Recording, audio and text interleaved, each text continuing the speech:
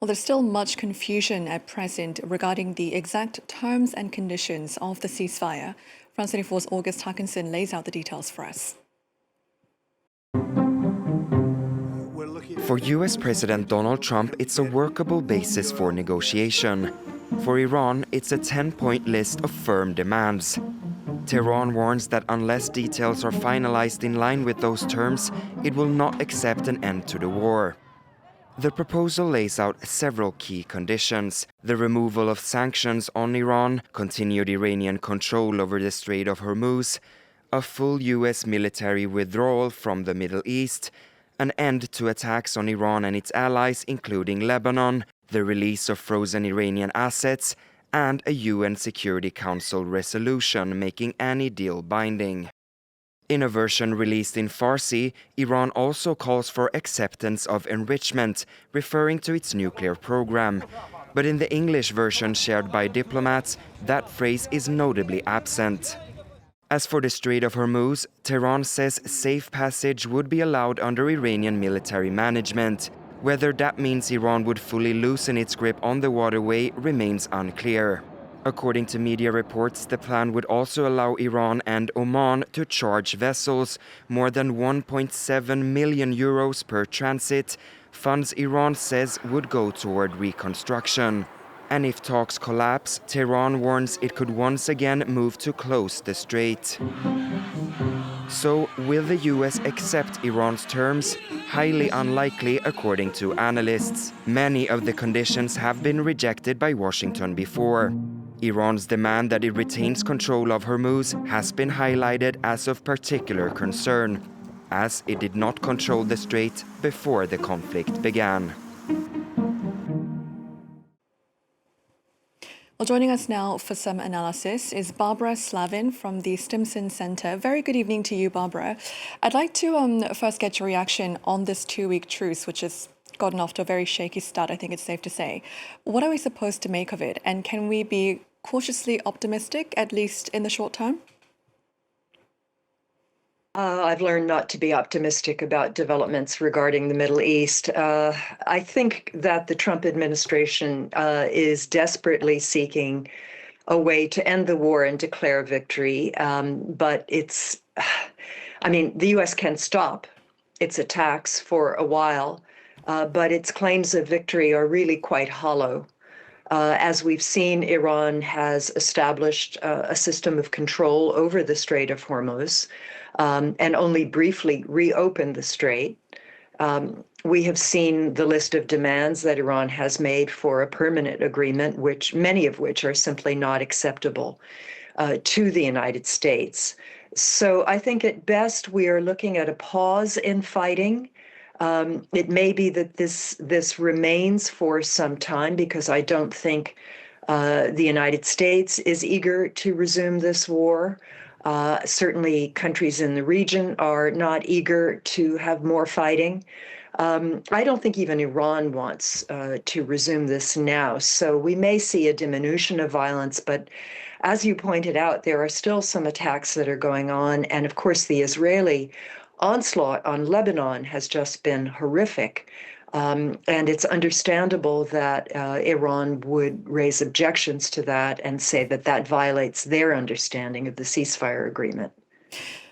Now, we're hearing that two sides have conflicting versions of the agreement, one of which is, Trump saying the U.S. will work with Iran to remove buried enriched uranium. How can we expect all of this to be ironed out in the next 2 weeks? As I said, I think it's going to be very difficult. There is absolutely no trust between the two sides, and my heart sank at reports that Trump is yet again thinking of sending Steve Witkoff and Jared Kushner as his emissaries to talks in Islamabad. They have been a complete failure in previous talks with the Iranians. So this is a pause. The threats that President Trump made over the last few days were so appalling that I think he realized that the reaction, certainly in this country as well as around the world, was extremely negative. The US economy has been suffering as global economies have been suffering. He wanted to stop the increase in gasoline prices. So this is a breathing spell, I think. And we will see what happens in a couple of weeks, assuming the ceasefire lasts that long, whether there is a resumption of hostilities or we simply remain in a kind of limbo for some time. Barbara, you mentioned the global economy and the spiraling petrol prices there. So let's talk about the Strait of Hormuz because Iran has closed the strait once again tonight. I mean, the energy market will continue to spiral, at least in the near future, it seems. Is the rise in oil and gas prices the main pressure on Trump as things currently stand, would you say? Yes, I think it is. I think that and inflationary pressures in the United States. We have midterm elections coming up in November. It's already likely that Democrats will do quite well. But if the price of gasoline is still over $4 a gallon on average, if inflation is over 3%, I think we're going to see a blue wave in those elections, and it's going to be very damaging to Donald Trump's remaining years in office. It's going to make it very difficult for him to carry out his agenda. So that's another reason why I think he wanted this to pause. He's also supposed to go to China in a couple of weeks, and he clearly wants the Iran war in the rearview mirror before he goes and sits down with Xi Jinping. So we will see again whether this will last. I mean, even by the standards of the Middle East, this is a pretty ragged-looking ceasefire. Whether the level of violence will go down somewhat, and for sure, Trump will continue to claim victory, and his cabinet secretaries will claim victory, even though, frankly, this is a war that no one has won. Right, and I think the midterms are definitely in Trump's calculus, as you say. Now, Iran's control over the Strait of Hormuz is part of the 10-point plan. Now, international watchers say Iran has no right to claim this control. But how tolerable would it be for global trade to potentially deal with this future prospect? Well, I think the Iranians are making it quite clear that they intend to monetize the strait. They're already charging tankers and cargo ships hefty fees to pass through. Somebody called this the Ayatollah booth, I think. This is a way to pay them back for all the losses that they have suffered, not just because of U.S. and Israeli attacks, but because of sanctions which have been imposed on Iran for the better part of a couple of decades. And we must remember that Trump, in his first administration, withdrew from a nuclear deal that Iran was complying with and reimposed all these massive sanctions on Iran. So they are feeling like they deserve compensation. And of course, they've continued to be able to fire missiles and drones, despite claims that the United States has destroyed, great quantities. They obviously still have more. So I would say the missiles, drones, and the Strait of Hormuz are their leverage, their trump cards, if you will. So the two sides will hold Pakistan-mediated talks in Islamabad on Saturday.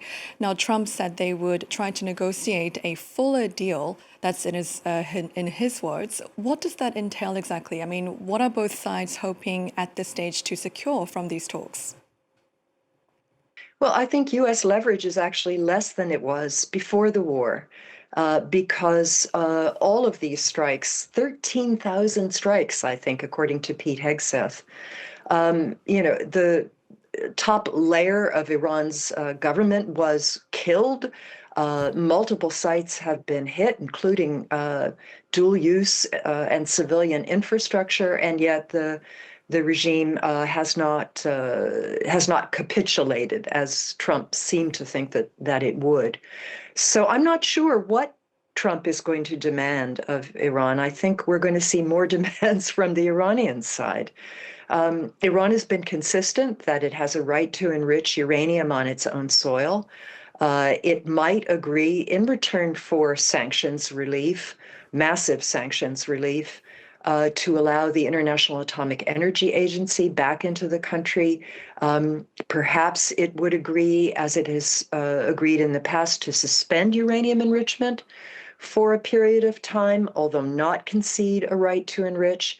And it might agree to retrieve the highly enriched uranium that's buried under the rubble of last summer's strikes and downblend this from its high concentration of U-235.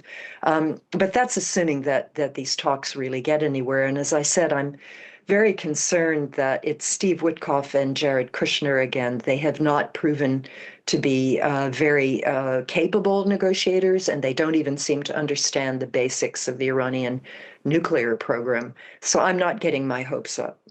All right, not too optimistic there. That's Barbara Slavin from the Stimson Center joining us from Washington. Thank you so much for your time today.